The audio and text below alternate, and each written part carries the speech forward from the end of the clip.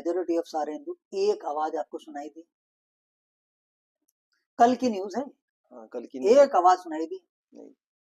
आप यकीन देखिए, यही न्यूज़पेपर जब ये बोलेंगे कि ये सौहार्द, सौहार्द सारा हमारी तरफ से ही होता है।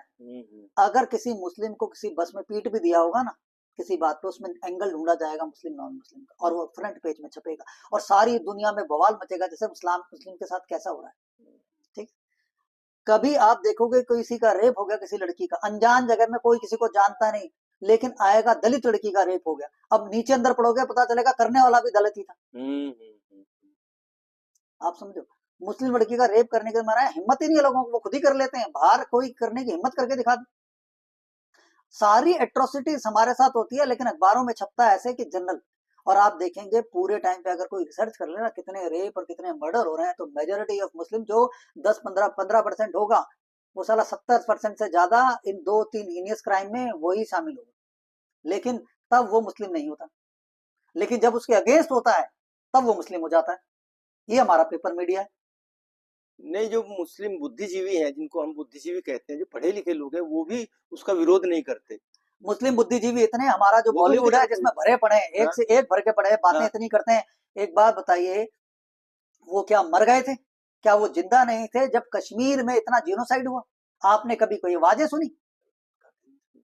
आपने कभी इनको फोरफ्रंट में आते सुना? तो मुस्लिम बुद्धिजीवी नाम की कोई चीज होती ही नहीं है। मुस्लिम बुद्धिजीवी सिर्फ मौका परस्त है। वो नहीं चाहता पाकिस्तान में जाना, वो नहीं चाहता पाकिस्तान, हिंदुस्तान का पाकिस्तान बन जाना। क्यों? क्योंकि उसको पता है उसकी हालत, जितने मजे वो यहां ले रहा है ना, इतने मजे उसकी जिंदगी में कहीं भी नहीं। लेकिन वो हमेशा खड़ा होगा अपने ही लोगों के साथ। वो चाह के सही भी नहीं बोलेगा, और हमारे तो झूठ बोल के गद्दारी कर रहे हैं। हाँ, पढ़ लो स्टेटमेंट सबकी। और सबसे ज्यादा गद्दार कहाँ है? सबसे ज्यादा जहां पे सबसे ज्यादा मुस्लिम हिंदुओं पर अत्याचार कर रहे हैं, उसी बंगाल में सबसे ज्यादा गद्दार है। वहां के आप जितने भी बुद्धिजीवी वर्ग देखोगे जो हिंदू है, और मजेदार बात है ज्यादातर मुस्लिम नहीं कर रहे हैं वहां का, जितना बुद्धिजीवी वर्ग बीजेपी को गाली देता है, हिंदू संगठनों को गाली देता है, वो हिंदू ही है बंगाल का।